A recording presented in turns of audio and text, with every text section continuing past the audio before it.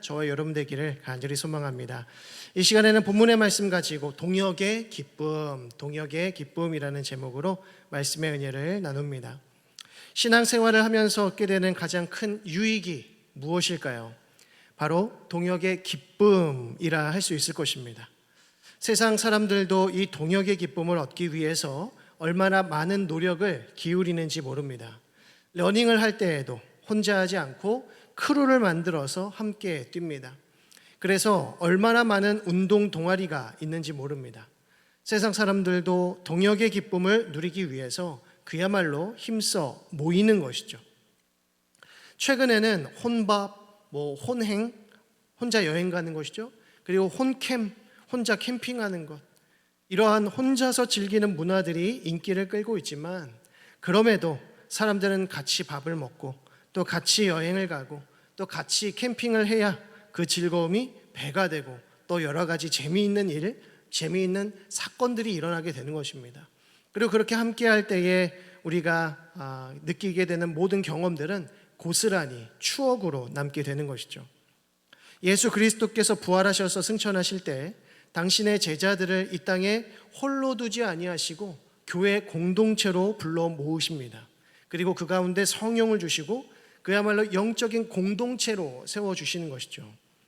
따라서 이 땅의 모든 성도들은 결코 혼자서 주의 일을 하려고 해서는 안 되는 것입니다. 물론 혼자서 일할 때 더 편할 수 있습니다.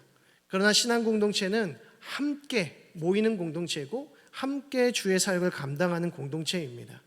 무슨 일이든지 함께 해야 한다는 것입니다. 그렇지 않으면 영적으로 고립되고 쉽게 지치고 낭망하게 되는 것입니다. 그 위대한 바울 사도 역시도 결코 혼자서 사역한 적이 한 번도 없습니다.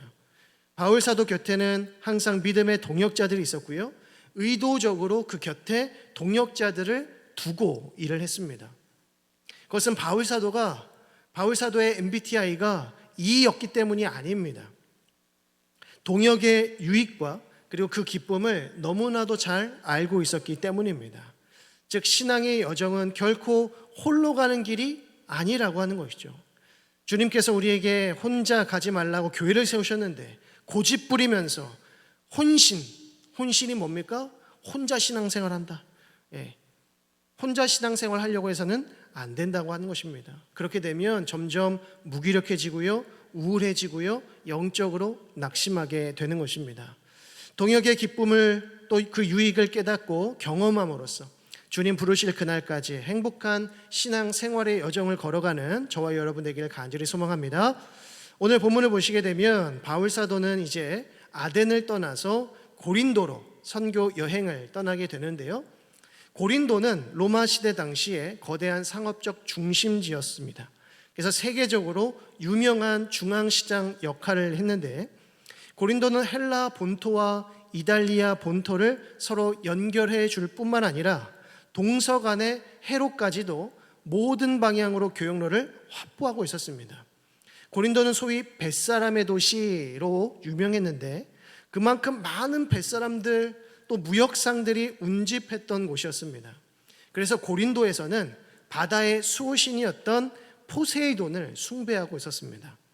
우리나라 어촌이나 항구 도시를 가면 용왕을 숭배하는 것처럼 당시 고린도에도 많은 우상들이 있었음을 알 수 있죠.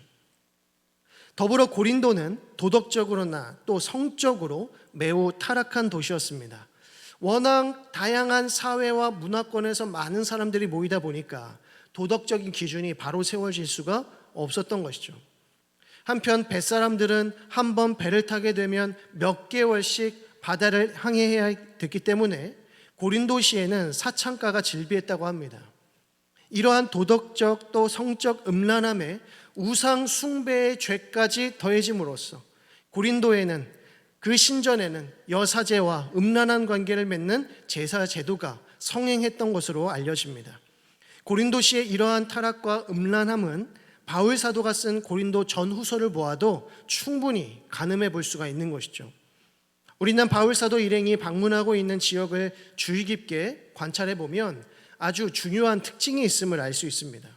바울 사도 일행은요, 대부분 큰 도시 중심으로 선교 사역을 하고 있다는 것을 알 수 있습니다. 빌립보가 그랬고요. 데살로니가가 그랬고 아테네와 고린도도 마찬가지입니다. 당대 네로라 하는 대도시들은 모두 다 방문해서 선교 사역을 감행하고 있는 것입니다. 그리고 이후로도 에베소를 방문하게 되는데 그 에베소 역시도 당시 모든 문화의 집약체였고 그리고 당대의 정치, 경제, 사회, 문화, 외교의 중심지였다는 것입니다. 특히 무역로가, 육로가 잘 발되어 있었기 때문에 먼 거리를 수월하게 이동할 수 있었습니다.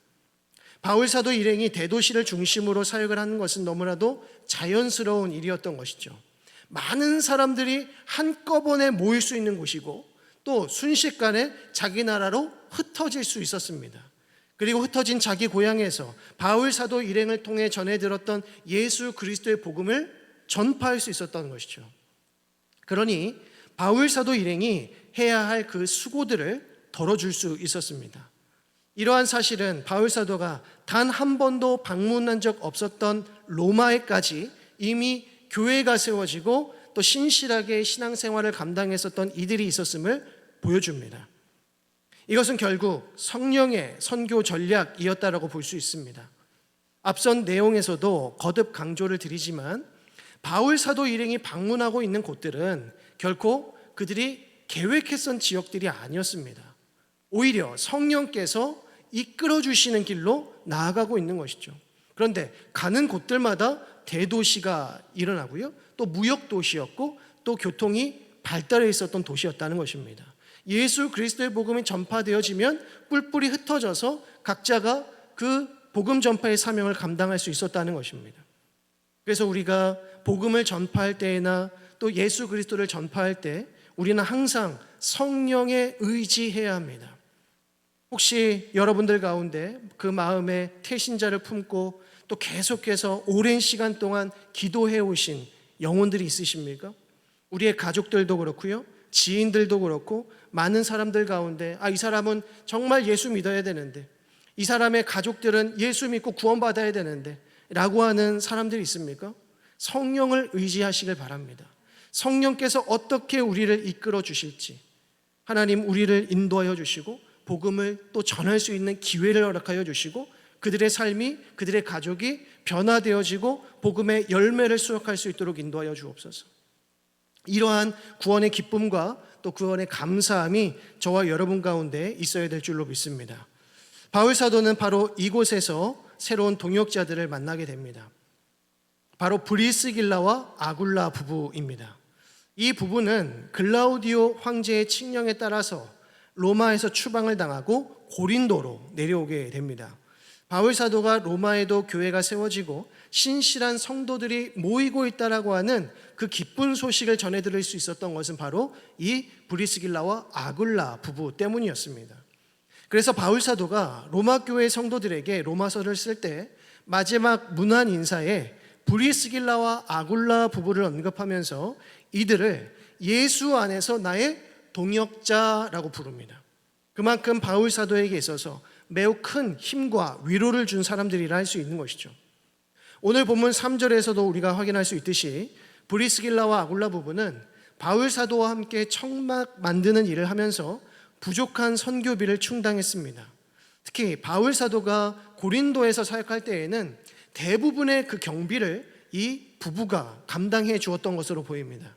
그래서 고린도 교회가 재정적으로 전혀 자립하지 못했을 때 바울 사도는 마게도냐의 교회들, 곧 빌립보와 데살로니가에 있는 성도들에게 연보를 요청합니다.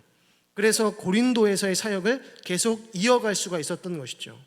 또한 브리스길라와 아굴라 부부는 재정적으로만이 아니라 영적으로도 든든한 조력자가 되어줍니다.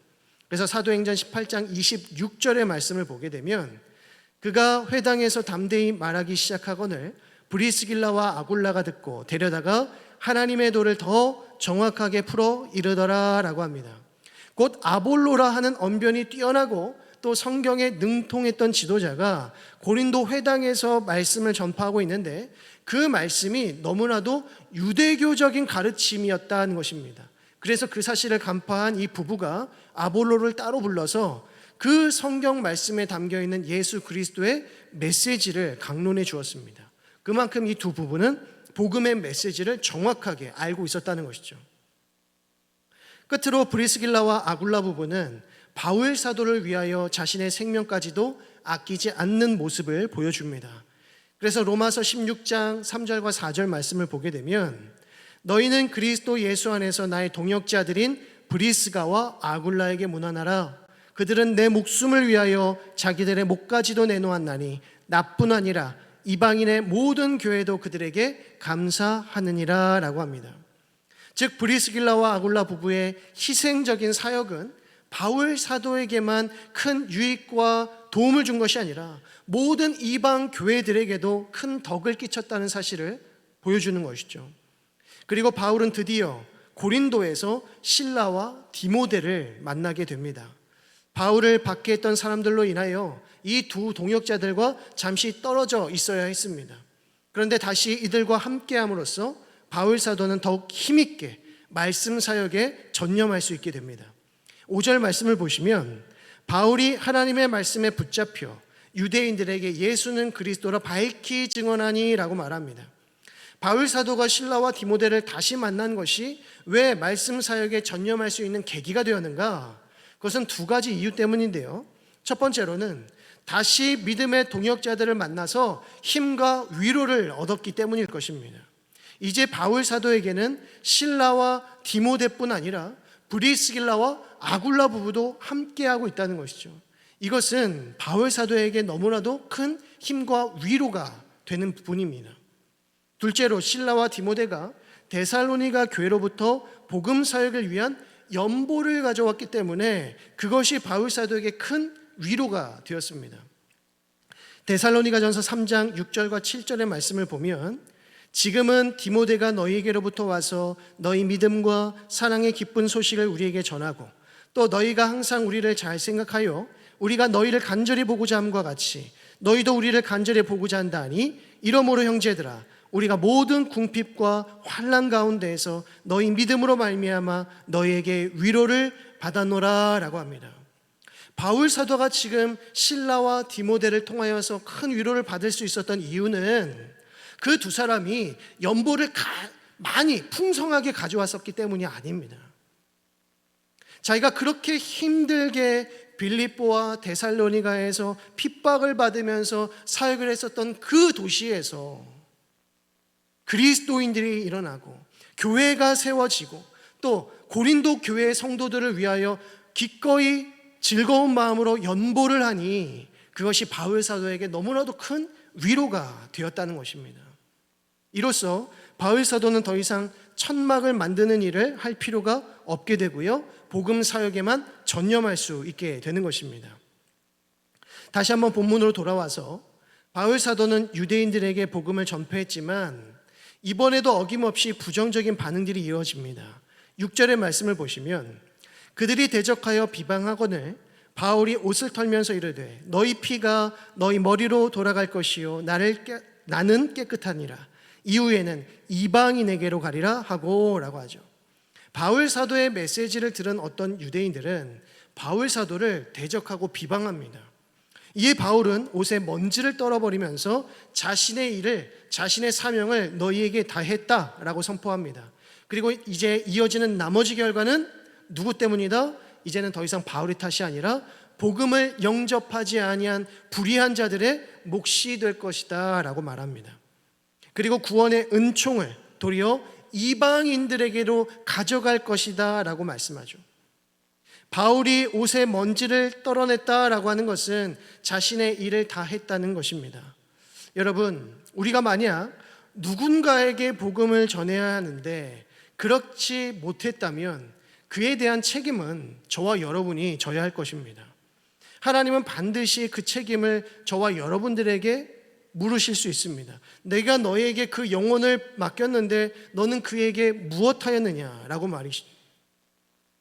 그런데 우리가 그 영혼들을 위하여 기도하고 그 영혼들을 위하여 복음을 전파하고 그리고 그 영혼들을 어떻게든 살려내기 위해 노력했다면 그 다음에 일어날 모든 부분들은 우리의 몫이 아닐 것입니다. 하나님의 역사와 성령의 도우심과 그리고 그들 자신의 몫이 될 것이죠. 우리가 하나님 앞에서 더욱 겸비하고 또 떨리는 마음으로 기도하며 복음 전파의 사명을 감당해야 하는 이유가 바로 이것입니다. 하나님께서는 우리에게 영혼을 맡겨주신다는 겁니다. 우리를 먼저 구원 얻게 하시고 우리에게 성령을 주시는 것은 영혼도 맡겨주시기 위함입니다.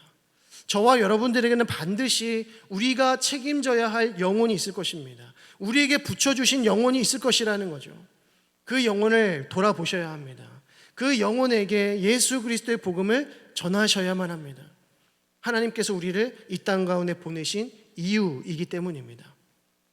자, 이어지는 내용을 보시게 되면 바울 사도는 장소를 옮겨서 유스도라고 하는 사람의 집에 들어가서 복음을 전파합니다. 유스도의 집은 회당 옆이었다라고 말하는데요, 이에 회당장 그리스도보가 바울 사도의 말씀을 듣게 되고 그와 모든 집안 사람들이 복음을 영접하게 됩니다. 또한 수많은 고린도 사람들이 바울 사도의 복음을 듣고 믿어서 세례를 받았다라고 말합니다. 고린도에 막 도착했을 때만 해도 바울 사도는 여러모로 어려움을 당하고 있었습니다. 마치 그는 혼자서 고린도 사람들을 상대하고 있는 것처럼 보였습니다. 궁핍과 가난함으로 인하여서 생계를 위하여 일해야만 했습니다. 그런데 어느 순간부터 브리스길라와 아굴라를 만나게 되고 실라와 디모데를 만나게 되고 그들을 통하여서 데살로니가와 또 빌립보 교회 성도들로부터 위로를 받게 되었습니다. 그리고 많은 사람들이 예수 그리스도의 복음을 영접하면서 세례를 받고 구원을 얻게 되는 역사들이 일어나게 됩니다. 이 모든 것들이 바울 사도에게 있어서 얼마나 큰 기쁨과 위로가 되었겠습니까? 저 역시도 이 말씀을 묵상하면서 목회의 기쁨이 어디 있을까? 바울 사도는 얼마나 신이 났을까? 이런 생각을 해봅니다. 물론 처음에 고린도 교회로 들어가서 고린도에 도착했을 때에는 참으로 막막하고 답답하고 어려웠을 것입니다. 그런데 어느 순간부터 하나님께서 그의 영혼을 소성시키시고 회복시키시고 뜨겁게 하시고 기쁘시게 하시더라는 거죠. 하나님께서는 어떻게 역사하신 것입니까? 동역자들을 붙여주시더라는 겁니다. 변화된 영혼들을 붙여주시더라는 것이죠. 이것이 바울 사도에게 얼마나 큰 위로가 되었을까? 물론 교회가 크게 성장하고 부흥하고 성숙하는 것 너무나도 중요하지만 그보다 먼저 중요한 것은 우리 경신교회의 각 성도들이 성령 충만한 것입니다. 말씀에 매여서 사로잡혀서 그리스도의 복음을 가는 곳곳마다 전파하는 것이고 영혼을 책임지며 기도하는 마음, 그것이 우리 서로에게 큰 위로가 되어줄 것입니다. 오늘 본문 9절에서부터 10절의 말씀을 보시게 되면 두려워하지 말며 침묵하지 말고 말하라. 내가 너와 함께 있음에 어떤 사람도 너를 대적하여 해롭게 할 자가 없을 것이니 이는 이 성 중에 내 백성이 많음이라. 여러분, 하나님의 백성은 많습니다. 하나님의 백성은 많이 있습니다. 얼마나 큰 위로가 되는 말씀입니까? 비록 지금 우리의 눈에 보이진 않지만, 지금 바울의 눈에 보이진 않지만 하나님께서 예비해 놓으신 많은 영혼들이 있다라고 하는 것입니다. 바울 사도는 아마 우리 경신교회를 알지 못했을 것입니다. 그러나 우리는 바울 사도의 그 헌신과 그 사역의 고난을 우리는 알고 있습니다. 그리고 그 바울 사도의 사역이 지금 우리에게 얼마나 큰 힘과 위로가 되었는지 우리는 너무나도 잘 알고 있습니다. 마찬가지로 지금 우리의 수고와 헌신이 이어지는 우리 다음 세대와 다음 세대들에게 반드시 기억될 것이니 지금 우리에게 맡겨진 이 귀한 사명을 충성되이 감당하실 수 있기를 간절히 소망합니다. 말씀을 맺습니다. 엘리야를 기억하실 겁니다. 엘리야는 로뎀나무 아래에 지쳐 쓰러져 있었습니다. 가장 큰 이유는 함께할 동역자들이 없었기 때문입니다. 엘리야는 스스로 혼자라고 느꼈던 것이죠. 그러나 그때 하나님께서 천사를 그에게 보내시고 육체적으로 강건케 하신 이후에 호렙산으로 부르십니다. 그리고 그에게 무슨 말씀을 주시죠? 엘리야야, 너 혼자 싸우는 것이 아니다. 결코 너 혼자 싸우는 것이 아니다. 수많은 동역자들이 있다. 내가 그 동역자들을 준비해 놓았다. 바알에게 무릎 꿇지 아니한 7천인을 내가 너를 위해 남겨놓았다. 그러니 너는 지치지 말고 힘들어하지 말고 너와 함께 싸우는 동역자들과 함께 너의 사명을 완수하라라는 말씀이었습니다. 엘리야의 사역이 마무리되었을 때 하나님께서는 엘리야로 하여금 죽음을 보지 않게 하여 주시고 그를 하늘로 올리셨습니다. 저는 그런 생각을 합니다. 왜 엘리야는 죽음을 보지 않고 하늘로 올라갔을까? 하나님 나라로 올라갔을까? 아마도 홀로 영적 전쟁을 치렀던 그의 영적인 피로감, 또 영적인 우울감, 그 모든 것들에 대해서 하나님께서 가엾이 보시고 그를 위로하시기 위해서, 격려하시기 위해서 그렇게 하신 게 아닌가. 여러분, 나 홀로 있는 것 같은, 또 나 혼자 일하는 것 같은 외롭고 공허한 마음이 들 때마다 이 말씀 기억하실 수 있기를 바랍니다. 두려워하지 말며 침묵하지 말고 말하라. 내가 너와 함께 있음에 어떤 사람도 너를 대적하여 해롭게 할 자가 없을 것이니 이는 이 도시에 내 백성이 많음이라. 하나님은 우리에게 많은 동역자들을 붙여주실 뿐만 아니라 새롭게 거듭날 자들도 예비해 놓으셨음을 기억하시고 주의 교회를 섬기는 일에, 또 죽어가는 영혼들을 섬기는 일에, 복음을 전파하는 일에 더욱 힘쓰실 수 있기를 바랍니다. 하나님은 반드시 더 좋은 것으로, 더 아름다운 것으로 보상해 주실 줄 믿습니다. 기도하겠습니다. 하나님 아버지의 은혜와 사랑을 감사드립니다. 이 오후의 시간에도 저희들 귀하고 복된 예배의 자리로 불러 모아주시고 위로의 말씀으로 덧입혀 주시니 감사드립니다. 하나님, 우리가 주의 일을 하고 또 교회를 섬기는 가운데 때로는 지칠 때가 있습니다. 때로는 낙심될 때가 있습니다. 그러나 주님, 우리를 위로하시고 우리와 함께 하시는 성령 하나님만을 의지하며 날마다 주의 복음 전파하는 일에 충성 봉사할 수 있도록 인도하여 주옵소서. 침묵하지 않게 하여 주시고 우리에게 맡겨주신 영혼들을 향하여 담대히 나아갈 수 있도록 인도하시며 나를 살리신 예수 그리스도의 피 묻은 복음 온전히 전파할 수 있는 우리 모두가 되어질 수 있도록 은혜 베풀어 주옵소서. 그래서 우리를 통하여 놀라운 일 행하시며 하나님의 나라를 확장시켜 나아가시는 하나님의 귀한 은혜의 손길 경험하게 하시고 주님 부르실 그날까지 충성하며 헌신하는 우리 모든 경신의 성도들 다 되게 하여 주옵소서. 믿고 감사드리며 예수 그리스도의 이름으로 기도드립니다. 아멘.